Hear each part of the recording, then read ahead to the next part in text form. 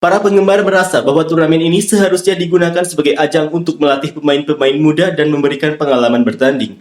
Mereka mengkritik keras keputusan tersebut karena dianggap berisiko tinggi membuat pemain andalan cedera atau kelelahan. Salah satu komentar menyebut jika pemain utama cedera di turnamen ini, siapa yang akan bertanggung jawab?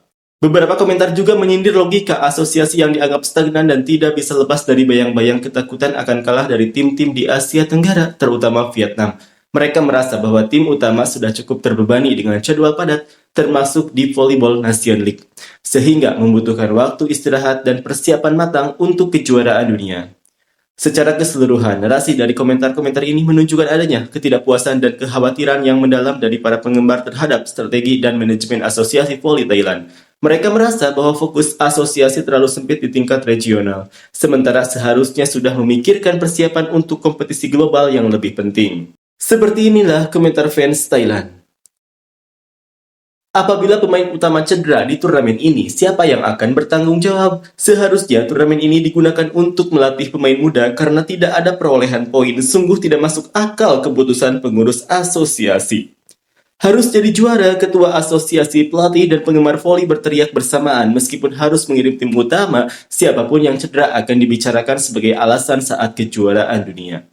Jika menggunakan tim muda dan kalah terus-menerus, para pengecam itu bersumpah tidak akan menyalahkan pelatih, pemain, atau asosiasi.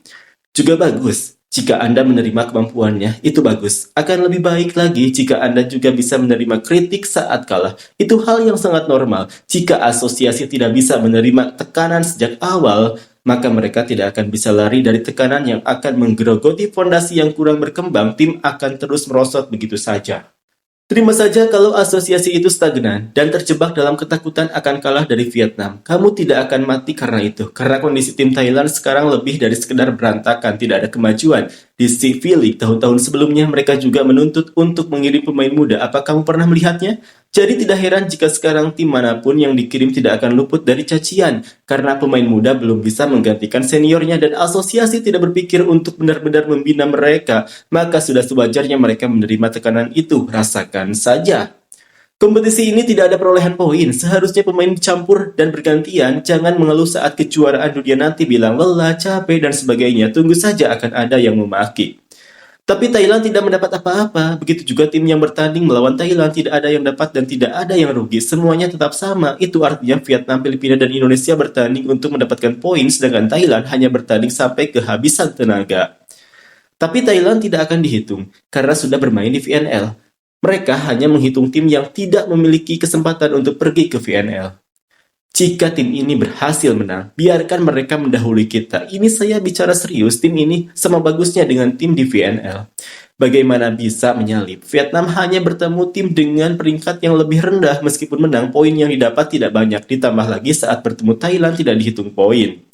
Mereka yang mengkritik pemain karena cedera setelah kembali dari liga luar negeri dan menyalahkan liga karena terlalu berat. Lihatlah dulu, bahkan untuk turnamen kecil seperti ini saja tim utama tetap dikirim. Kapan pemain bisa istirahat?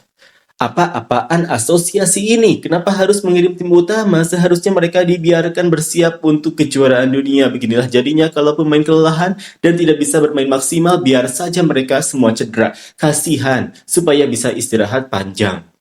Berdasarkan daftar nama pemain, seharusnya bisa menjadi juara. Saya kira mereka akan membawa semua pemain muda.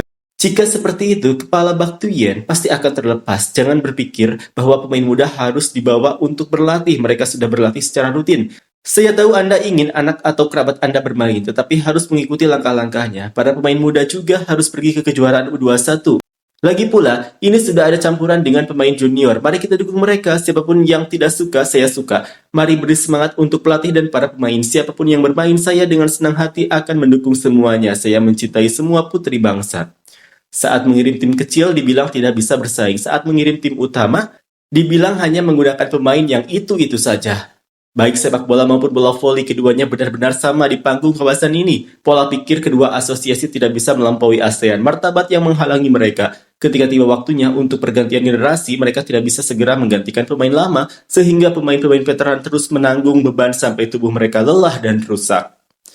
Mengapa mereka membawa tim utama ke turnamen ini, padahal kejuaraan dunia sudah dekat? Logikanya tidak aneh. Mereka beralasan bahwa para pemain bisa mempersiapkan fisik dan mental sebelum kejuaraan dunia. Oh begitu, terima kasih.